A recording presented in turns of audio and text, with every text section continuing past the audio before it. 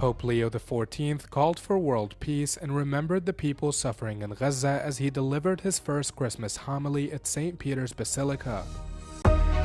Trump called children on Christmas Eve, assuring them he won't let a bad Santa infiltrate and suggesting that a stocking full of coal may not be so bad. Pope Leo XIV has called for world peace in his first Christmas homily. The pontiff remembered the people in Gaza as well as refugees displaced all over the world, calling for greater protection of the, quote, defenseless populations. Il Verbo ha stabilito fra noi la sua fragile tenda.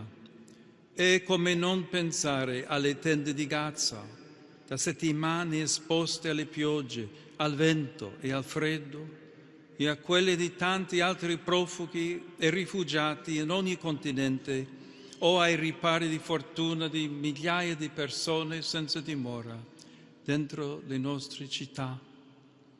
Fragile è la carne delle popolazioni inermi, provate da tante guerre in corso o concluse lasciando macerie e ferite aperte. The Pope, delivering an address at St. Peter's Basilica to thousands of faithful, stressed that the world's many conflicts can only be resolved through dialogue. The Pope then delivered the traditional Christmas message from a loggia overlooking St. Peter's Square, where he gave his first Urbi et Orbi blessing, meaning to the city and to the world. The Christmas season marks the winding down of the Holy Year celebrations, which are set to close on the 6th of January.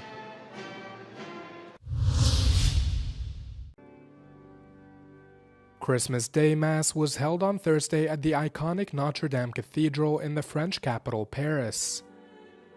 Paris Archbishop Laurent Ulrich delivered a homily focused on peace amid the ongoing global conflicts that continue to rage across multiple continents.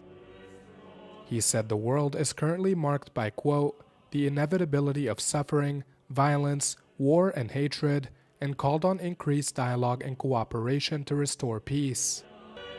The Christmas Mass was the second to be held in the Gothic Cathedral since its reopening in December last year, after it was closed for 5 years following a major fire.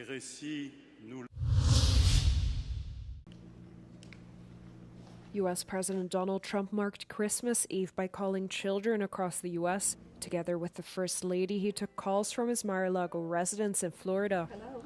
When asked if Santa is being tracked, Trump reassured the children on the other line that he would not let a, quote, bad Santa infiltrate the country. Well, we track Santa all over the world. We want to make sure that Santa is being good.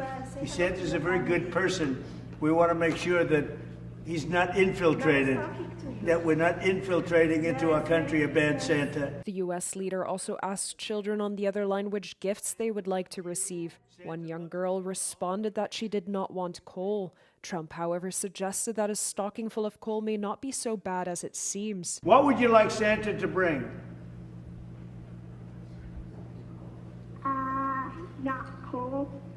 Not coal. No, you don't want coal. Well, coal is, you mean clean, beautiful coal. I had to do that, I'm sorry.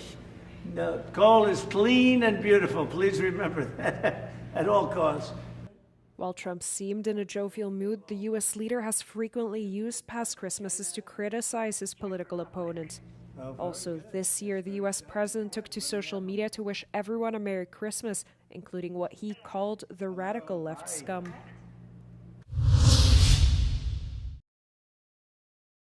For the 70th year, the North American Aerospace Defense Command, known as NORAD, tracked Santa's journey around the globe. Via their online website, users worldwide could follow his journey. For the first time this year, Santa seekers could place a call through the program's website. Over 1,000 volunteers took calls on Christmas Eve day to support the practice.